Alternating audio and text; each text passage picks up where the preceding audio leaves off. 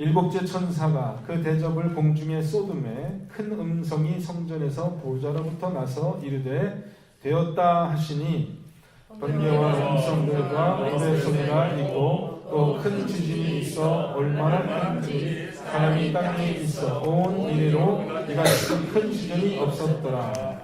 큰 성이 세 갈래로 갈라지고 만국의 성들도 무너지니 큰 성 바벨론이 하나님 앞에 기억하신 바 되어 그의 맹렬한 진노의 포도주 잔을 받음에 각 성도 없어지고 사람도 담대 없더라. 같이 있습니다. 또 무게가 한 달란트나 되는 큰 우박이 하늘로부터 사람에게 내림에 사람들이 그 우박의 재앙 때문에 하나님을 비방하니 그 재앙이 심히 크미로라. 아멘. 여러분 지난주에 우리가 첫 번째 그 대접 땅에 쏟는 것부터 여섯 번째 대접을 쏟는 것까지 우리가 지난주에 봤습니다. 근데 이걸 보니까 처음에는 땅에 심판이 쏟아지고 바다와 강에 쏟아져서 물들이 피로 변하고 기억나시죠? 그 다음에 또 천사가 해에다가 그 재앙을 쏟고 다섯째 천사가 짐승의 왕자에 그렇게 또 재앙을 쏟고 마지막 여섯 번째 천사가 큰 강 유브라데에 재앙을 쏟아서 이제 마치 그 출애굽할 때 애굽을 10가지 재앙으로 하나님이 징벌하셨던 것과 같은 그런 심판이 이제 이 큰 성 바벨론에 이제 임하고 있습니다.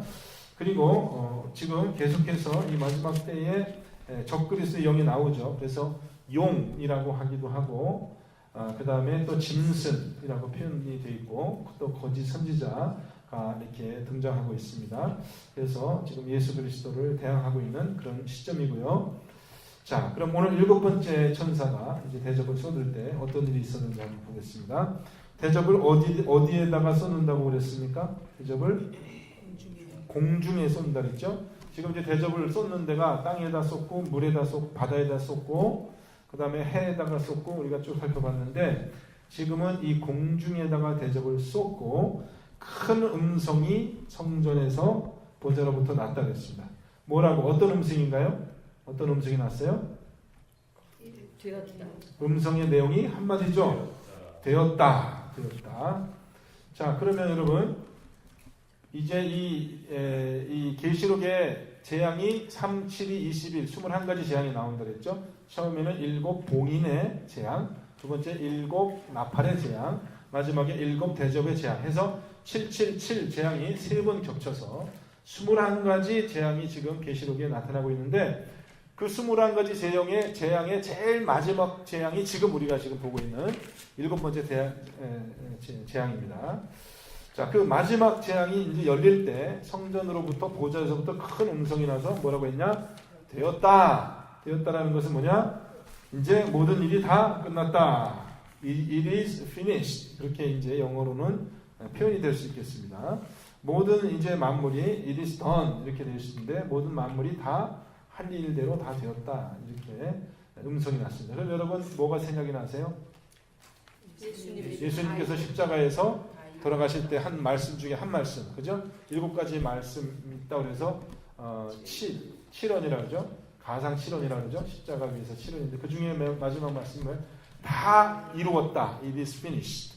이제 그러니까 모든 이제 역사의 종말이 나타나는 것을 이야기하고 있습니다. 비슷한 말이 또 계시록 21장에 가면 다시 나오는데 거기서는 또 뭐라 하냐면 내가 다 이루었다 하고 내가 만물을 새롭게 하였다 이렇게 얘기합니다. I will make all things anew 이렇게 얘기합니다. 자, 그러면 이제 이 마지막 심판에 또 그런 측면이 있는 것을 우리가 봤고요. 18절 말씀 보면은 번개와 음성들과 우레소리가 또 있다고 했고요. 또 큰 지진이 있다고 했습니다. 자, 근데 이 지진이 얼마만큼 대단한 지진이었습니까? 18절 말씀 봅니까?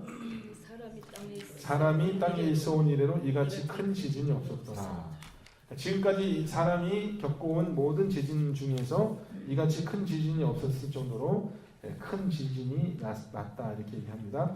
여러분 18절에 번개, 음성, 우레소리, 또 지진 이런 것은 여러분 뭘 상징한다고 했습니까?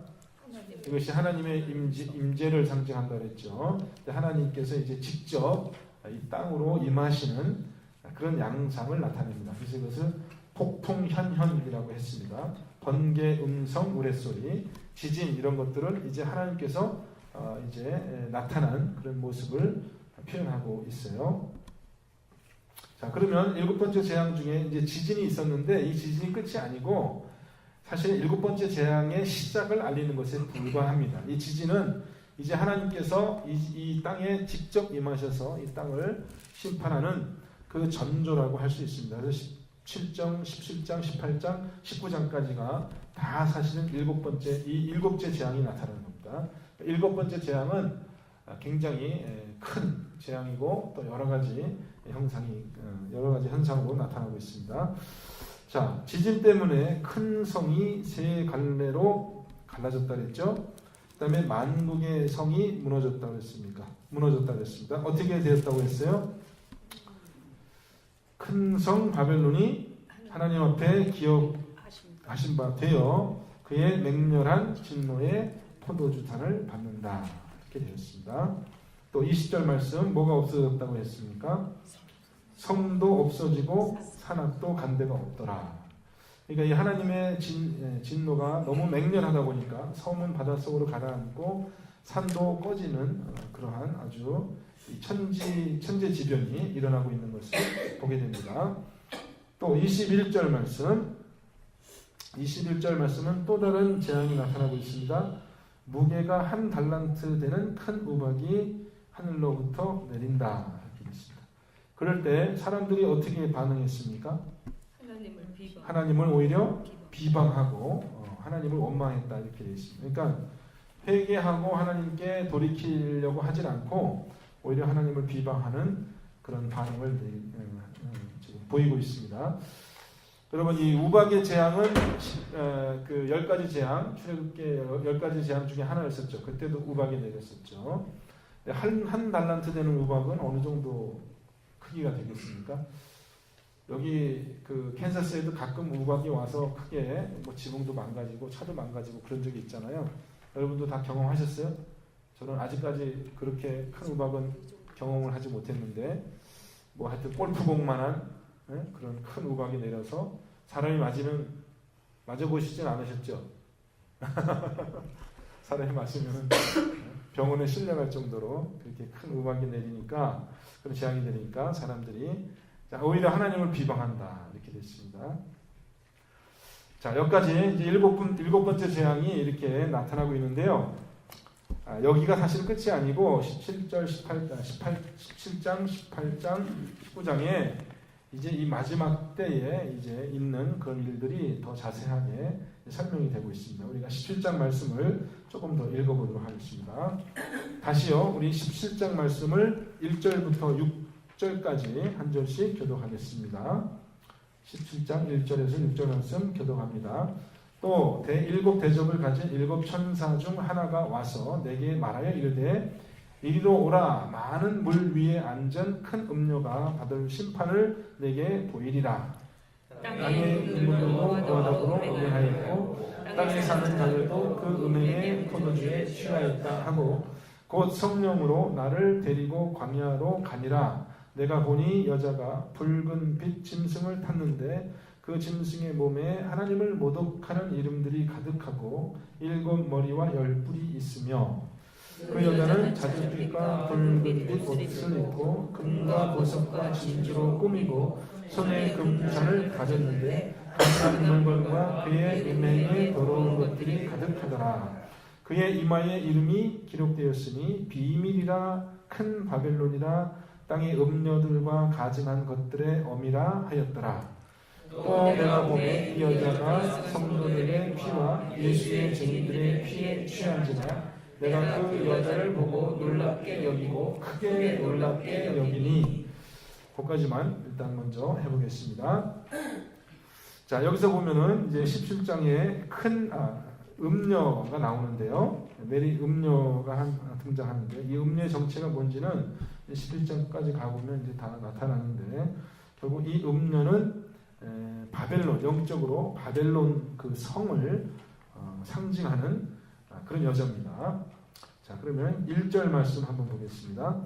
7 천사 중 하나, 지금까지 그 7 천사가 7 대접을 했죠.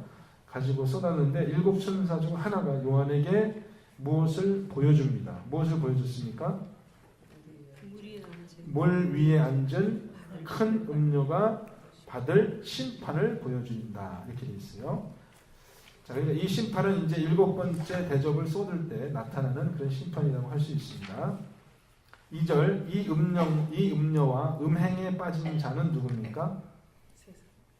땅의 임금들, 또 땅에 사는 자들, 그죠? 땅의 임금들도 그와 더불어 음행했고 땅에 사는 자들도 그 음행에 포도주에 취하였다 했습니다. 그 다음 3절 말씀, 여자가 탄 붉은 짐승의 형상은 어떠했는가? 여자가 붉은 짐승을 타고 앉았다고 그랬죠? 자, 그러면 그 붉은 짐승의 모양이 어떻다고 했어요? 짐승의 몸에 하나님을 모독하는 이름이 가득. 짐승의 몸에 하나님을 모독하는 이름이 가득하고 7 머리와 10뿔이 있으며, 그것은 7 머리와 10뿔, 이것은 우리가 이제 자주 보던 그런 표현이죠. 이 짐승의 생긴 모양이 그렇다는 겁니다. 그 다음 여자의 옷차림과 꾸밈새는 어떠했는가? 여자의 옷차림 어땠어요? 자줏빛과 붉은빛 옷을 입고 꾸미는 것은 금과 보석과 진주로 꾸미고 이렇게 되어 있습니다. 그 다음 4절 말씀에 문제가 하나 더 있는데, 여자의 손에 가진 금잔에는 무엇이 가득했는가? 가증한 물건과 그의 음행에 더러운 것들이 가득하더라. 이렇게 되어 있습니다. 이 여자는 바벨론 성을 상징한다고 했습니다. 자, 그 다음에 음녀의 이마에 기록된 글귀는 5절 말씀이죠. 음녀의 이마에 이름이 가득 기록됐다고 했는데 어떤 기록이 있다고 했어요? 비밀, 그 다음에 큰 바벨론, 또 땅의 음녀들과 가증한 것들의 어미, 이렇게 되어 있습니다. 음녀의 정체가 이렇게 이마에 글로 새겨져 있는 겁니다. 한마디로 이 음녀는 큰 성 바벨론, 음행하는 이 땅의 그 도시를 이야기합니다. 자, 이 계시록에 보면 2가지 도시가 나옵니다. City of Babylon, 바벨론 성이 나오고, 그 다음에 또 하나는 City of Jerusalem 이렇게 나오거든요. 예루살렘 성이 나와요. 그래서 바벨론 성은 예수 그리스도의 나라에 대항하는 그런 사단의 소굴이죠. 사단이 자리 잡고 있는 그런 성을 이야기하고, 예루살렘 성은 물론 하나님과 그의 어린 양에 입맞은 14만 4천 명의 그 거할 그런 성인데, 그 두 나라 간의 갈등을 이제 이야기하고요. 이 요한계시록이 기록될 당시는 로마 제국이었기 때문에 이때 당시 이 바벨론이라고 하는 것은 사실 뭘 상징하고 있냐면은 로마를 상징하고 있다고 했습니다. 그래서 이 바벨론의 이제 7 머리와 10뿔은 그 로마 제국의 황제, 왕들을 상징하고 있고, 특별히 이제 이 요한계시록이 쓰여질 당시에 그때 여러분 아시다시피 네로 황제가 이제 나타나서 우리 그 기독교인들을 크게 박해하고 많은 순교자가 났던 그런 역사적인 사건이 있었거든요. 네, 그런 배경 하에서 지금 요한계시록이 쓰여지고 있습니다. 자, 그 다음 6절 말씀 보겠습니다. 6절, 요한이 이 여자의 모습에 놀랐습니다. 어떤 모습을 보고 놀랐습니까?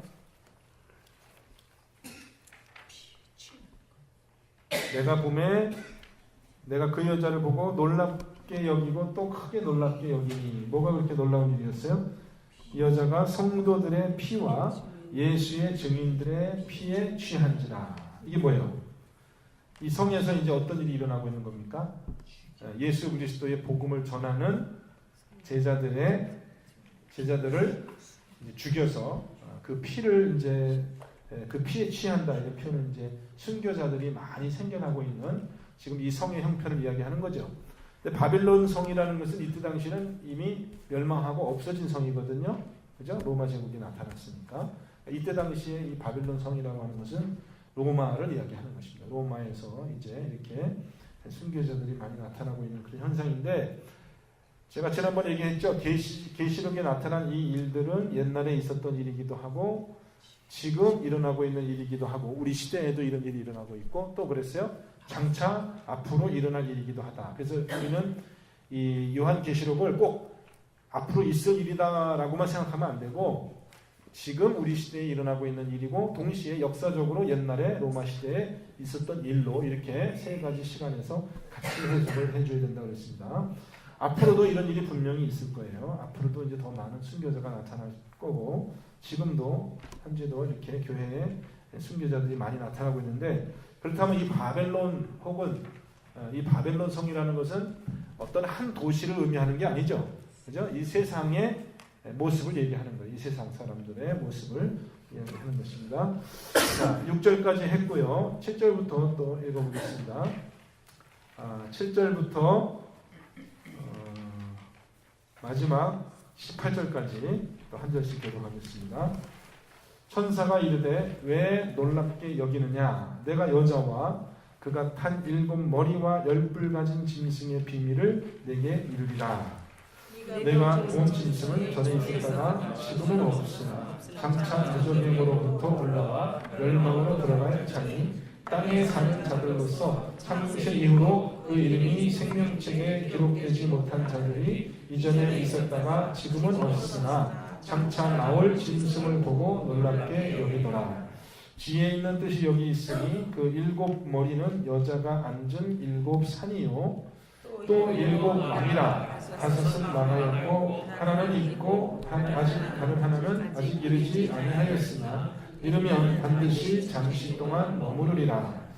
전에 있었다가 지금 없어진 짐승은 8째 왕이니 7 중에 속한 자라. 그가 멸망으로 들어가리라. 내가 보던 10뿔은 10왕이 아직 나라를 얻지 못하였으나 다만 짐승과 더불어 임금처럼 한동안 권세를 받으리라. 그들이 한 뜻을 가지고 자기의 능력과 권세를 짐승에게 주더라. 그들이 어린 양과 더불어 싸우려니와 어린 양은 만주의 주시오 만왕의 왕이시므로 그들을 이기실 터이요 또 그와 함께 있는 자를 곧 부르심을 받고 택하심을 받는 신실한 자들도 이기시리라. 또 천사가 내게 말하되 내가 본 바 음녀가 앉아있는 물은 백성과 무리와 열국과 방언들이니라. 내가 본 바 이 10뿔과 짐승은 음녀를 미워하여 망하게 하고 벌거벗게 하고 그의 살을 먹고 불로 아주 사르라. 이는 하나님이 자기 뜻대로 할 마음을 그들에게 주사 한 뜻을 이루게 하시고 그들의 나라를 그 짐승에게 주게 하시되 하나님의 말씀이 응하기까지 하심이라. 또 내가 본 그 여자는 땅의 왕들을 다스리는 큰 성이라 하더라. 아멘. 자, 말씀의 해석이 조금씩 어려워지고 있습니다. 그래서 7절 말씀을 보면 천사가 이제 앞에 이 요한이 본 환상을 해석해 주겠다 이야기합니다. 자, 무엇을 해석해 준다고 했습니까? 7절 여자와 그가 탄 7머리와 10뿔 가진 짐승의 비밀을 내게 이르리라. 눈으로 보기는 봤는데, 그죠? 우리도 지금 읽기는 읽었는데, 도대체 이 여자는 도대체 누구고, 이 짐승은 누구고, 우리가 알 수가 없잖아요. 그러니까 그 의미를 천사가 이제 요한에게 해석해 주는 겁니다. 8절. 이 짐승의 존재는 어떻게 변천했는가? 어떻게 변천했다고 했어요? 8절 말씀 보면 이 짐승은 전에 있었다가 지금은 없으나 장차 무저갱으로부터 올라올 것이고 그 이후에는 멸망으로 들어갈 자다. 이렇게 있습니다. 여러분 이 짐승의 정체를 우리가 다 다시 보겠습니다. 첫 번째, 제일 처음에는 전에는 있었고 지금은 없어요. 지금 왜 없죠? 지금은 죽었어요. 죽었고 무저갱에 들어가 있어요. 지금 죽은 거예요. 그 다음에 앞으로는 장차 무저갱으로부터 올라올 것이고, 올라온다는 것은 땅으로 올라올 것이고, 그 다음에는 어떻게 된다고 했어요? 그 다음에는 멸망으로, 완전한 멸망으로 이제 들어갈 자다. 이렇게 이 짐승의 정체를 이야기하고 있습니다.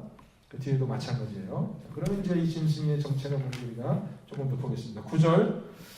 이 짐승에 7머리가 있다고 했죠. 그죠? 7머리는 무엇을 상징한다고 했습니까? 7 여자가 앉은 7 산. 또 10절까지 이어서 봐야죠. 또 7 왕이라 이렇게 이야기합니다. 그러니까 이 7머리는 결국은 7 왕을 상징한다. 10뿔은 결국은 왕인데 먼저 7 왕을 상징한다 이렇게 합니다. 자, 근데 10절 말씀 7 왕 중에서 이 7 왕은 누구누군가를 이야기하고 있습니다. 7 왕은 누구누구였어요? 예, 7 왕 5은 망하였다. 이제 이미 5은 지나갔고, 그 다음에 어떻게 됐어요? 6번째 왕은 지금 왕이에요. 지금 6번째는 하나는 있고, 그죠? 다른 하나는 어떻게 해요? 아직 이르지 아니하였고, 이르면 반드시 잠시 동안 머무르리라. 자, 7뿔은 7 왕을 얘기하는데 5 왕은 이미 지나갔고 6번째 왕이 지금 왕인데 그가 마지막이 아니라 또 다른 왕이 있어서 그 왕이 이제 나타날 것이다. 그가 나타나면 그가 잠시 동안 왕 노릇을 하겠다. 이렇게 7 왕의 정체를 이야기합니다. 자, 그 다음에 11절에도 보면은 자꾸 비슷한 얘기가 되풀이해서 나오는데 11절 보세요. 전에 있었다가 그랬죠? 지금 없어진 짐승은 8째 왕이니 7 중에 속한 자라. 그가 멸망으로 들어가리라. 아까 우리가 이 여자가 타고 있는 짐승, 붉은 짐승이 있다고 했죠. 그죠? 이 붉은 짐승의 정체가 뭐래요? 전에는 있었는데 지금은 없고, 근데 장차 다시 나타났다가 그 다음에는 멸망으로 들어갈 짐승이라고 했습니다. 11절 말씀을 보면은 이 정체는 뭡니까? 전에 있었다가 지금은 없어졌다고 했죠. 이 짐승의 정체는 11절에 뭐라고 나타나냐면 8째 왕이다 그렇게 얘기해요. 근데 8째 왕인데 이 8째 왕이 7 중에 속한 자라 그렇게 됐거든요.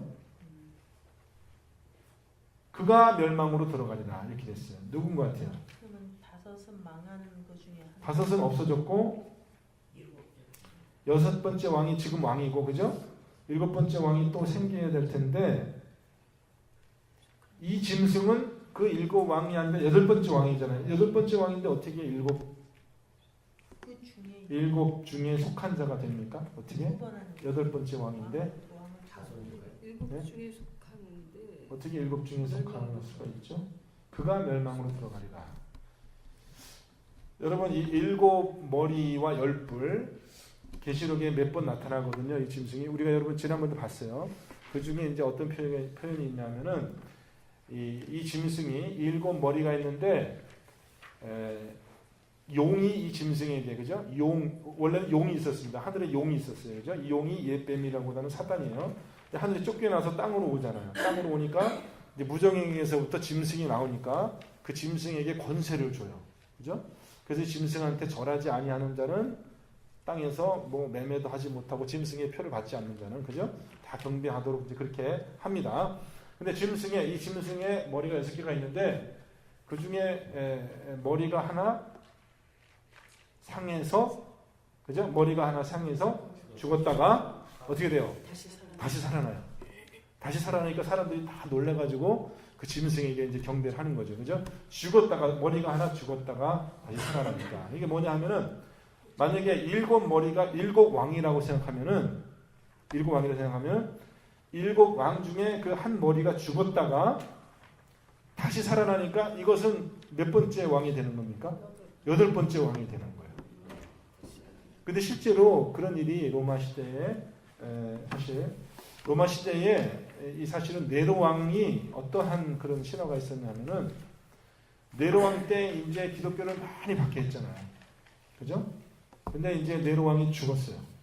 그러니까 사람들은, 우리 그리스도인들은 교회 입장에서는 네로 왕이 죽은 게 너무 좋죠. 그죠? 이 악한 왕이 교회를 핍박하던 왕이 죽었으니까 너무 죽은데 어떤 소문이 퍼졌냐면은 네로 왕이 다시 살아날 것이다. 네로 왕이 다시 살아날 것이다. 그리고 이제 네로 왕이 살아나면 그 왕은 어떤 왕이 되는 거예요? 네로 왕보다 더 악독하게 이제 교회를 핍박하는 그런 왕이 또 생겨날 것이다라는 그런 이제 소문이 그 네로 왕이 죽은 이후에 계속해서 있었어요. 그래서 이제 네로의 그 왕 이후에 또 다른 왕이 또 로마 황제가 그때 황제였죠. 황제가 나타나서 또 교회를 크게 핍박하는 그런 일들이 또 있고 했거든요. 그래서 어떻게 보면 이 8번째 왕이라는 것은 7왕 중에 한 왕이 다시 살아난 그런 현현을 지금 이야기하고 있다. 그렇게 얘기하고 이렇게 이제 생각할 수 있습니다. 앞에 거하고 이렇게 비교해서 상징하면. 그러니까 목사님 이 왕들이 있잖아요. 7왕. 네. 이거는 그러면 로마의 왕들을 얘기하는 로마의 왕들. 역사적으로 그러니까 과거에 있었던 일로 보자면. 시록을 다 이렇게 여러분들이 이렇게 해석을 하잖아요. 그러니까 제가 어떤 뭐 나라들을 얘기하는 것도 있고 그런 것 같아요. 네. 여기서 그러면 로마 시대 로마 왕들.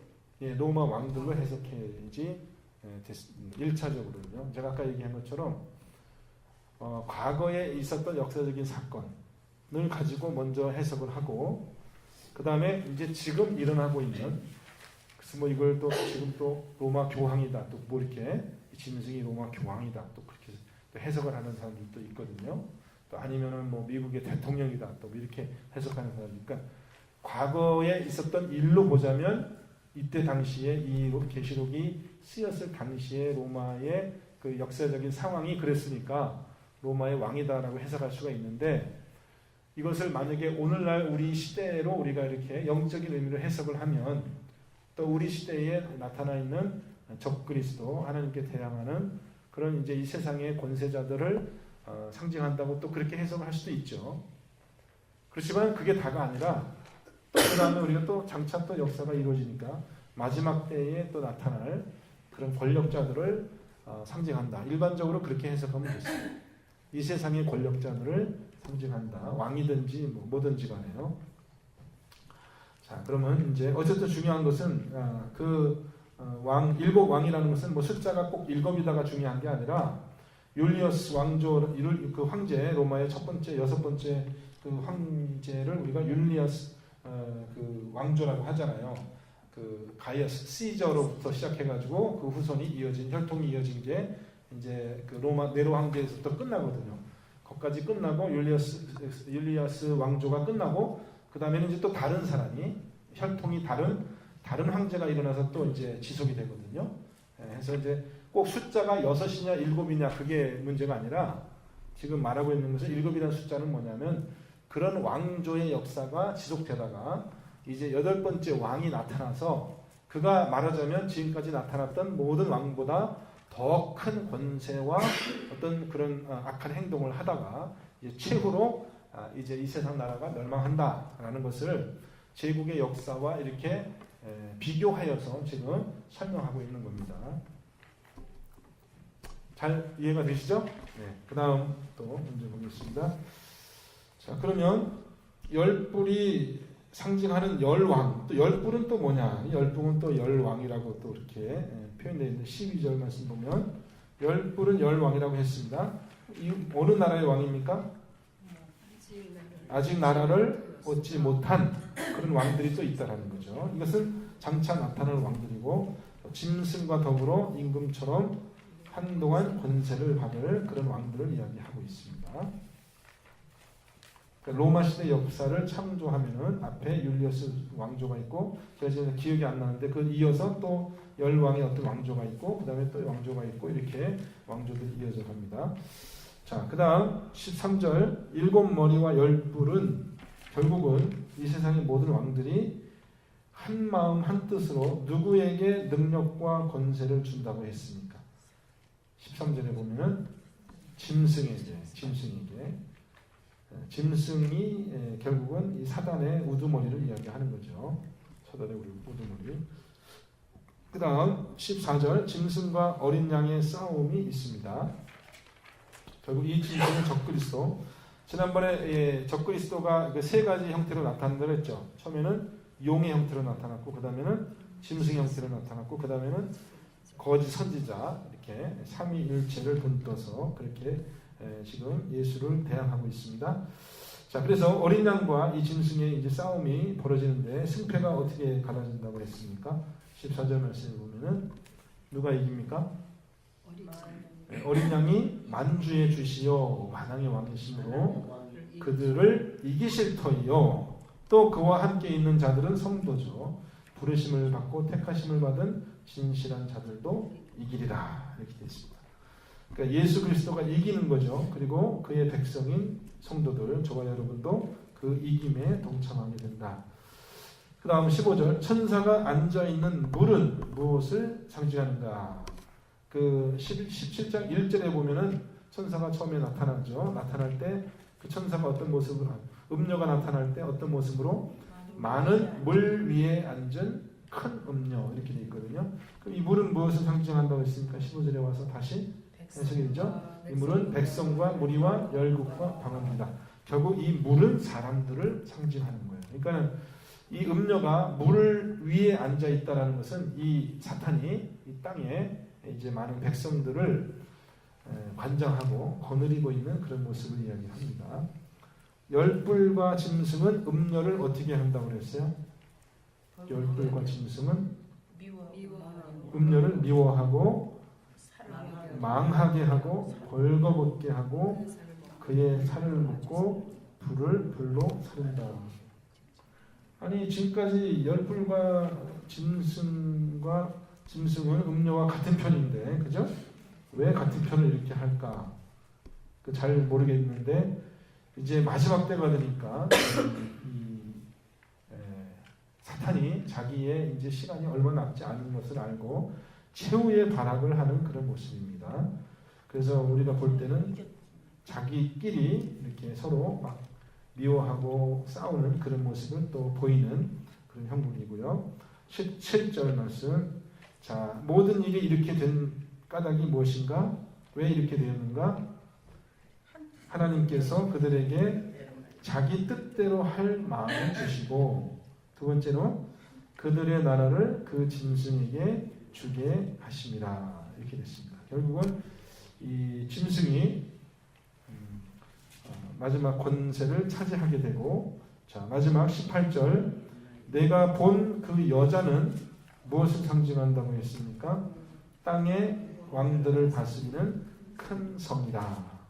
큰 성 바벨론입니다. 그래서 18절부터 18장에서 19장에 이르기까지 이것도 이 바벨론의 멸망이 자세하게 또 예언되어 있습니다. 자, 그러니까 결국은 이 여자의 멸망은 하나님의 뜻대로 그들을 이제 내버려 두니까 그들이 서로 이렇게 싸우고 망하는 그런 길을 가게 된다. 어린 양의 궁극적인 승리가 나타날 것을 이야기하고 있습니다. 조금 내용이 좀 길었지만은 여러분 하여튼 이것이 우리가 겪어야 될 그런 마지막 때의 역사인 것을 잘 아시고요. 그래서 성도가 이러한 지식을 가지고 우리가 역사를 바라보면서 어떻게 살아야 될지. 예, 전정원 장로님. 예, 16장 19절에 네. 한 문장이 제 마음에 걸리는데요. 하나님 바벨론이 하나님 앞에 기억하신 바 돼요. 이게 무슨 뜻인지. 아, 예. 그 기억하다, 하나님께서 기억하다라는 표현이 제가 지금 어딘지 정확하게 나오는데 어딘지 정확하게 여기 18장 5절 보십시오. 18장 5절 같이 한번 읽어보겠습니다. 그의 죄는 하늘에 사무쳤으며 하나님은 그의 불의한 일을 기억하신지라. 그 다음에 그가 준 그대로 그에게 주고 그의 행위대로 갑절을 갚아주고 그가 섞은 자리로 갑절을 섞고 그에게 주라. 이렇게 이제 쭉 나오거든요.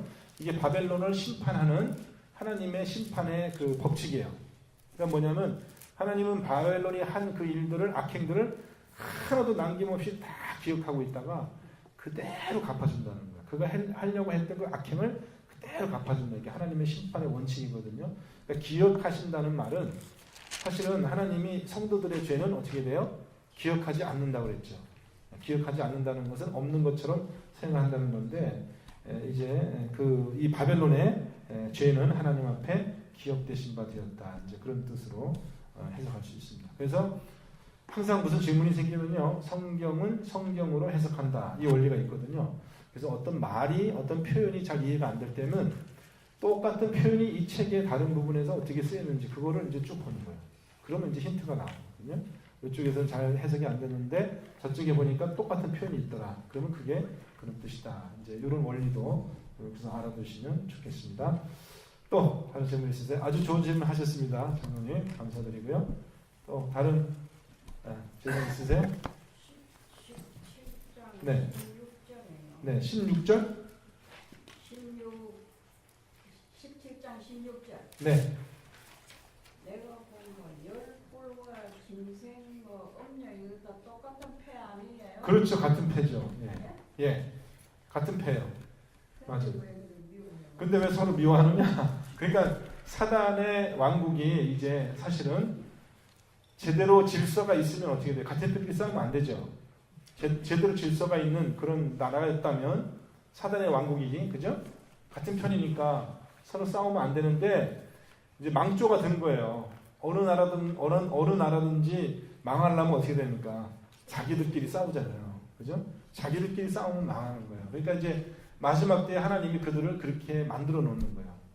그래서 자기들끼리 그냥 싸우도록 그렇게 하나님께서 그렇게 심판을 하신다는 겁니다. 그래서 그 밑에 보면은 질문이 그렇게 설명에 나오잖아요. 이렇게 되는 까닭은 하나님이 자기 뜻대로 할 마음을 그들에게 주사 한 뜻을 이루게 하시고 그들 나라를 짐승에게 주게 하시되.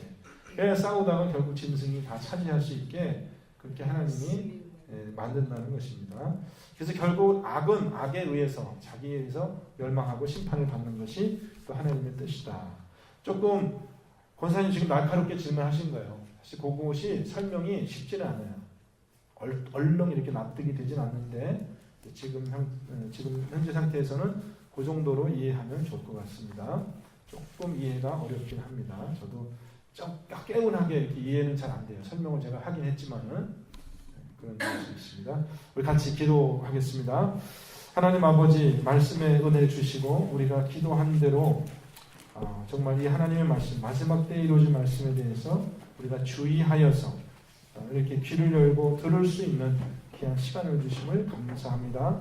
이제 신약 성경의 마지막이 가까워지고 있는데 하나님 더욱더 우리에게 하나님 말씀을 사모하는 마음 주시고 열린 마음 또 민감한 그런 지혜를 주셔서 끝까지 위정의 예배를 거두게 하여 주시고 하나님의 말씀을 온전히 받아 먹는 그런 은혜를 주님 허락하여 주옵소서. 주님께 감사드립니다. 예수 그리스도 이름으로 기도합니다. 아멘.